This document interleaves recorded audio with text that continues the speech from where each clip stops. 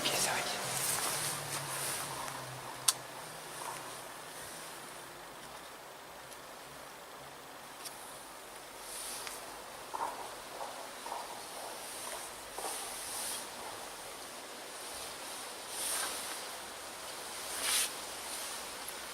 Bienvenue à vous dans cette vidéo les amis, c'est Sen, j'espère de parler plus que ça et puis on va partir tous ensemble vous parler de la biodiversité dans le jardin. Allez, suivez-moi.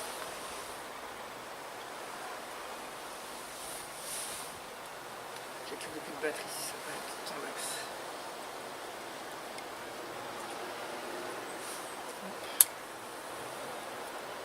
C'est quoi ça? C'est quoi? D'accord.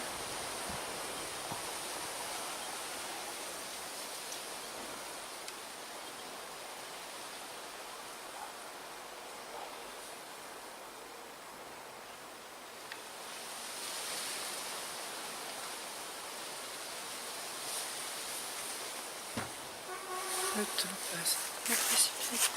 Bienvenue à vous dans cette vidéo les amis, c'est Sen, j'espère que vous allez bien. Et aujourd'hui je vous retrouve une nouvelle fois dans mon jardin les amis. On va aller à la découverte des aménagements qui favorisent la biodiversité dans le jardin. Les amis, plein de nouveautés, j'ai plein de nouveaux matos, c'est cool. Vous allez voir le montage, il va être topissime, on va essayer de se débrouiller. Tiens justement il y a un cousin qui passe juste à côté de moi les amis. Donc aujourd'hui on va aller à la découverte de mon jardin. Je vais vous montrer différents aménagements qui favorisent la biodiversité. Je les ai pas tous, donc c'est pour ça que je vais vous montrer ceux que j'ai dans mon jardin. Ça peut être des herbes hautes, des hôtels à insectes, des hôtels pour les abeilles solitaires. Plein de choses différentes, on va voir ça ensemble les amis juste après. Et puis également je vous montrerai différents aménagements de nouveautés dans mon jardin, puisque y a eu pas mal de changements et puis il y aura plusieurs vidéos qui vont arriver par rapport à ces changements. C'est pour ça que je vais vous en parler. Et puis il y aura aussi une petite pub en partenariat avec le magazine Salamandre les amis, donc on verra ça ensemble juste après. Et ben on va arrêter de parler plus que ça et puis on va partir tous ensemble vous parler de la biodiversité dans le jardin. Allez, voilà les amis, je suis passé derrière la caméra. J'ai pas l'autre caméra cette fois-ci car il n'y a plus de batterie les amis, c'est dommage. J'aurais bien aimé alterner un petit peu facecam et explication, c'est pas grave, on va faire ça pour les prochaines images les amis que je tournerai du coup un autre jour. Tout simplement pour vous parler de la mare. La mare, c'est un endroit pour la biodiversité qui va permettre de la développer énormément. La mare, elle va servir à plein de petits animaux de se développer, que ce soit aussi des insectes, que ce soit des poissons, ou bien tout simplement, comme je vous le disais, des petits animaux. Donc quand je vous parle de petits animaux, ça peut être des grenouilles, ça peut être des crapauds, ça peut être également des petits oiseaux qui vont venir au bord de la mare.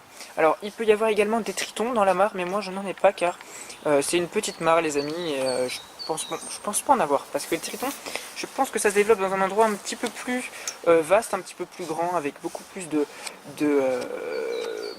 d'espace pour eux, mais à vrai dire j'en sais pas grand chose, donc je vous parle d'un truc que je sais pas trop les amis, ce sera à voir. En tout cas dans une mare, vous voyez, il y a les nénuphars, il y a du papyrus, il y a des joncs, il y a également de la prêle, il y a plein de choses aux hauteur de la mare qui vont développer tout un écosystème de flore, un écosystème floristique et faunistique.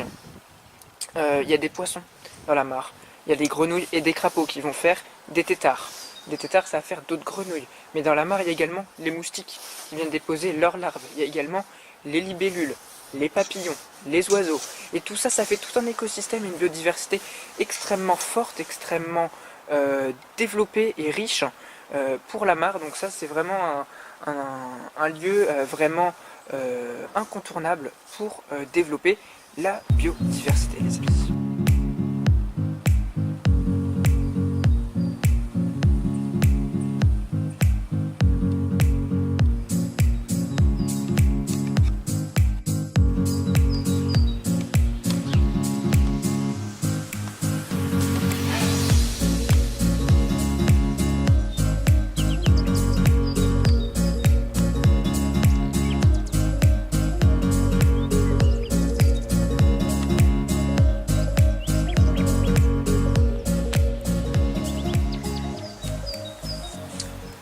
Me voilà repassé de ce côté-là de la caméra, les amis. Je suis désolé, je suis un peu en contre-jour. Je fais ça entre deux averses. Je vous cache pas que le temps est un peu pourri. Les amis, je ne vais pas rester en visage. Je vais vous montrer tout de suite. Alors, je m'excuse pour ce petit plan de caméra. Les amis, on va juste changer le cadre de façon à pouvoir vous montrer ce qui m'intéresse, les amis. Ce sont les herbes hautes. Alors, on va mettre ça à hauteur pour vous, les amis. Et puis, on va tout simplement jouer un petit peu avec le trépied. Toutes ces herbes hautes, les amis, vont favoriser énormément dans le jardin. Des zones un petit peu de herbes non tendues, des herbes un petit peu en jachère, on pourrait dire ça, voilà, des herbes en jachère, où vont pousser toutes sortes de plantes. Là, vous allez pouvoir voir quelques pensées, ici. On a des petites pensées dans le jardin. Voilà. On a également des marguerites, plutôt des pâquerettes, parce que les marguerites, c'est plus gros.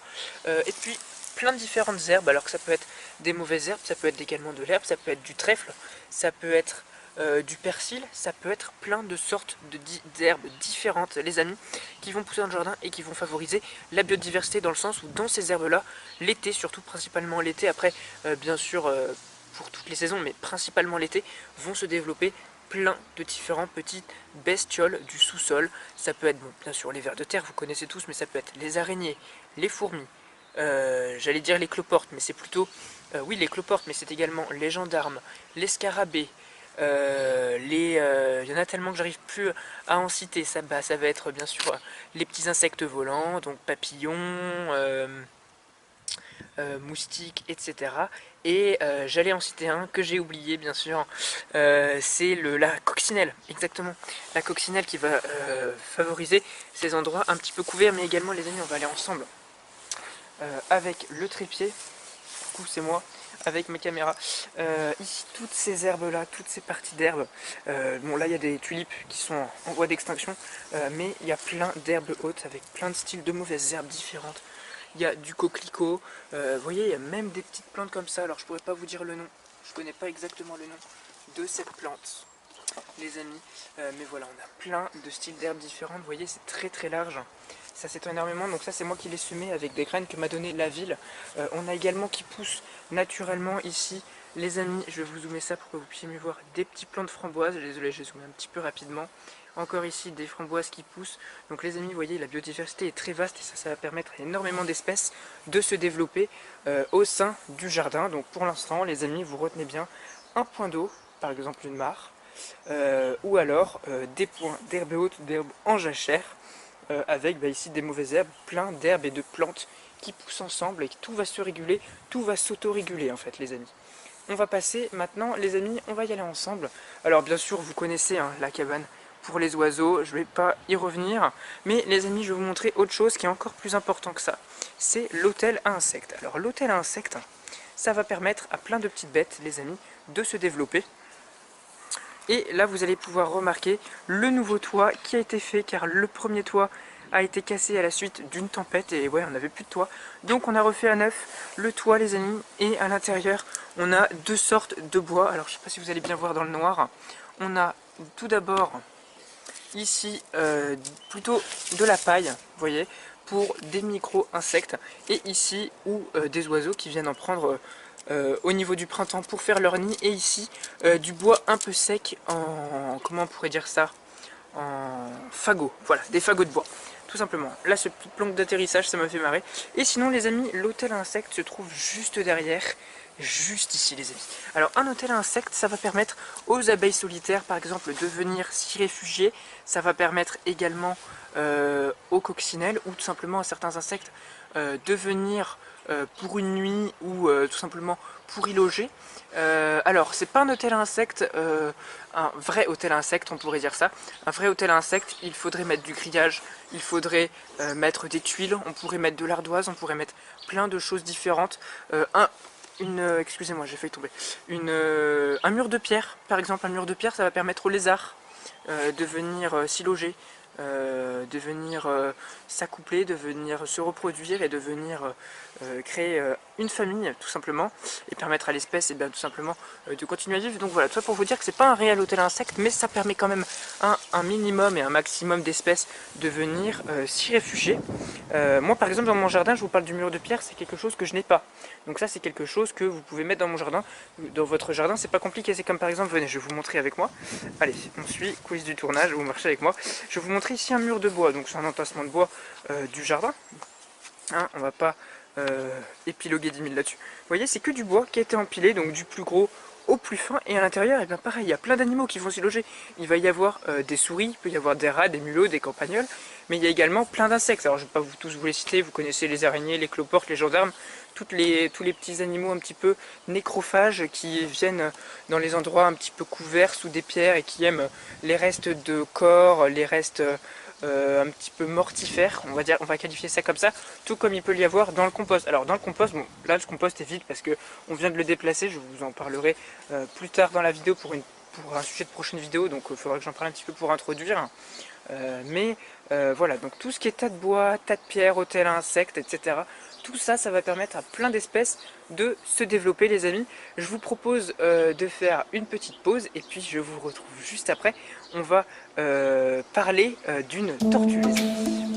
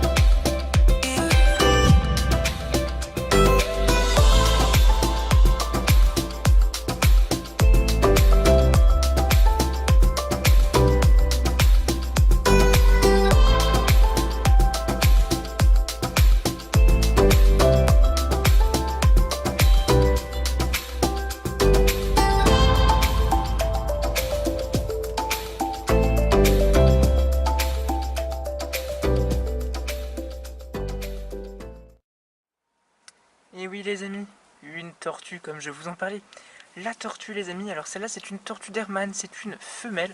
Comment on reconnaît un mâle d'une femelle pour les tortues d'Hermann?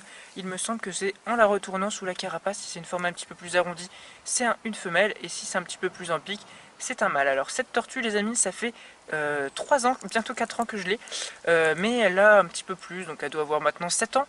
6-7 ans, elle est jeune encore, mais elle prend de l'envergure et donc cette tortue elle sort de l'hivernage. Elle sort de son hivernage, elle est sortie il y a maintenant 2 semaines, je dirais, 2-3 semaines de sa longue nuit de 6 mois, les amis. Et une tortue, alors c'est pas forcément capital, j'en perds mon cadrage, c'est pas forcément capital pour un jardin, mais ça va permettre de manger différentes herbes, différentes... alors cette tortue elle raffole des coquelicots, elle raffole... Alors les tortues ça mange plein de choses, hein, ça mange presque tout, sauf la laitue, hein, faut pas faire faut bien différencier salade de laitue.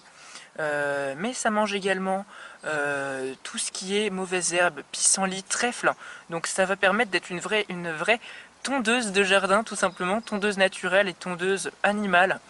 Et c'est vraiment super. Cette tortue elle s'appelle Ciboulette les amis, et elle est vraiment exceptionnelle. Bon alors là elle est un petit peu paresseuse parce que il fait pas très beau, là c'est le petit instant éclairci donc j'en profite pour vous en parler.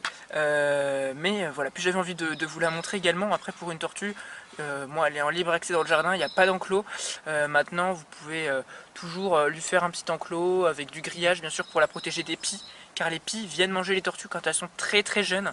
Et puis faire attention aux trous, faire attention et bien tout simplement aux pesticides, tous les produits anti-rats, anti-souris, tout ça faut pas en mettre, hein. C'est pas bon pour eux, si elles en mangent elles peuvent mourir les amis. Et puis toujours mettre un point d'eau de façon à ce qu'elles viennent se désaltérer ou se baigner si elles ont envie. A savoir bien sûr je parle de la mare et de la tortue, car la tortue d'Hermann est une tortue terrestre et par conséquent ne sait pas nager. Donc bien protéger la mare avec des barrières des protections de façon à ce qu'elle ne tombe pas dans l'eau. Je vous dis ça car la mienne est déjà tombée 2 fois dans la mare et à 2 fois elle a failli y passer. Donc si vous pouvez faire attention, eh bien c'est toujours mieux les amis. Et oui les amis, je voulais vous parler également d'autre chose. Alors ça peut être lié à la biodiversité, mais là on est plus par rapport aux oiseaux les amis. Est-ce que vous savez un petit peu ce que c'est que ça les amis? C'est tout simplement une balançoire. Alors je vais faire le tour tout en essayant de la cadrer suffisamment pour que vous puissiez bien voir. C'est une balançoire qui est reliée au figuier. Et dans cette balançoire, on va mettre différents types de graines, les amis. Donc vous voyez, c'est une balance qui ne se balance pas énormément, mais qui est un petit peu mobile quand même. Et à l'intérieur, on va mettre les graines pour les oiseaux. Et ça, c'est extrêmement, comment on dit, ça favorise extrêmement, surtout les mésanges qui viennent prendre les graines de tournesol pour pouvoir ensuite aller les casser dans un arbre à proximité. Ou alors également les petits moineaux ou bien les rouges-gorges. Quoique les rouges-gorges, je préfère plutôt les picorer au sol, mais ça peut toujours servir. Et voilà les amis, elle est un petit peu plus petite comme je vous le disais. Elle est un petit peu plus mobile également, vous voyez. Puisque cette fois-ci, celle-ci, elle est carrément reliée à la branche du petit chêne qui est juste là-haut. Hein, le chêne qui est planté au pied de la mare, juste ici. Et les amis, pareil, dans cette balançoire, on va partir mettre différentes petites graines. Surtout, alors dans celle-là, j'ai surtout remarqué des mésanges et des rouges-gorges qui venaient. Maintenant, dans l'autre, j'ai plutôt remarqué des merles, des petites grives et puis des petites mésanges, des petits moineaux. Mais bon, des petits passereaux quoi. Mais bon, c'est surtout dans les rouges-gorges qui viennent et ça se balance. Et puis à l'intérieur, on met différents types de graines. Donc c'est plutôt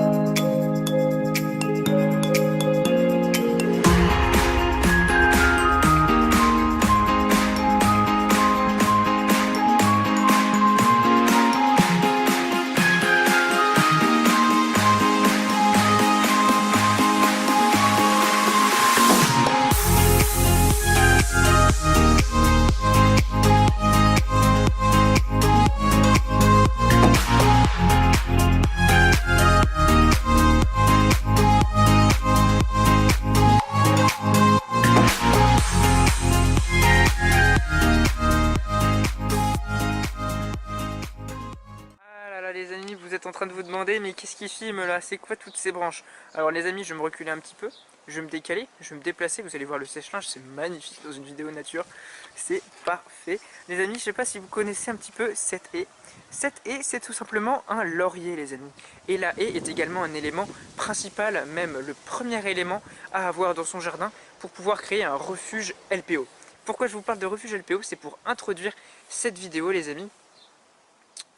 Pouvoir introduire la prochaine vidéo plutôt. La prochaine vidéo ce sera un événement car je vais recevoir un colis de la part de la LPO car mon jardin va devenir un refuge pour les oiseaux, un refuge LPO. Pour devenir refuge, c'est pas compliqué les amis, on en parlera dans une prochaine vidéo d'Instant Nature, dans l'épisode 6 ou 7, je sais pas encore très exactement, mais pour devenir un refuge, il faut recueillir différentes coches.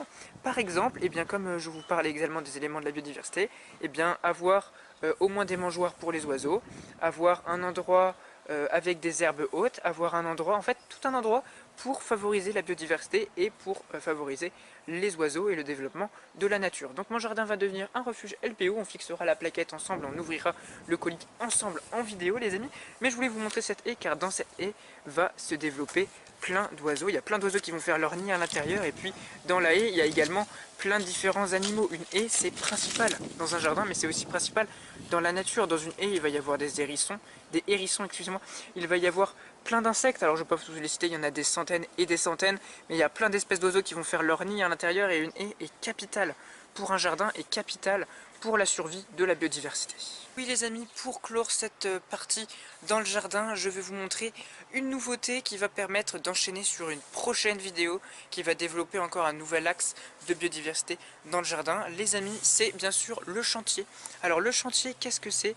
Le chantier, c'est tout simplement ça les amis, ce que vous voyez actuellement, je sais pas du tout si c'est bien cadré, oui. Alors les amis, qu'est-ce que c'est ça? C'est un chantier, c'est tout simplement le prochain hôtel à bois du jardin. Donc cet hôtel à bois, j'ai bientôt plus de batterie, ça se trouve ça va couper, il va tout simplement y avoir le bois qui est actuellement ici, qui va passer ici avec un grand toit jusque là-haut du muret, et ça va permettre de faire un grand mur végétal de l'autre côté avec une grande terrasse complètement naturelle à base de palettes. Il faut savoir que cet hôtel à bois est fait entièrement à base de palettes, mis à part le support. Le toit qui est là-bas, qui est en construction, et puis tout ce que vous voyez là, c'est des anciennes échelles ou des palettes en bois qui vont permettre de récupérer pour pouvoir faire un grand mur, et on va faire un grand mur végétal. Donc ce mur végétal fera l'objet d'une prochaine vidéo les amis, et bien sûr le refuge Alpéo également. J'espère que cette partie dans le jardin vous aura plu, que j'ai été assez clair, j'ai pas été forcément trop dans les recoins, mais je veux pas que la vidéo fasse trop de temps non plus. Les amis, on va tout de suite passer à la partie un petit peu moins formelle. On va parler du magazine Salamandre les amis. Derrière le petit Joby, de façon à pouvoir vous montrer les magazines Salamandre les amis. Donc vous allez voir, c'est pas compliqué. La magazine Salamandre est un magazine indépendant, sans pub à l'intérieur. On va vous montrer quelques petites pages avant. Alors pas du dernier numéro parce que si vous avez envie de vous abonner, je ne vais pas vous montrer tout ce qui est à l'intérieur, mais je vais vous montrer les anciens numéros.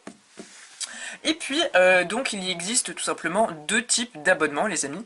Donc vous avez tout d'abord l'abonnement plutôt film, c'est-à-dire tout au long de l'année, c'est un abonnement pour un an, dans lequel vous aurez 6 numéros, car c'est un, comment on appelle ça, bimensuel, je crois.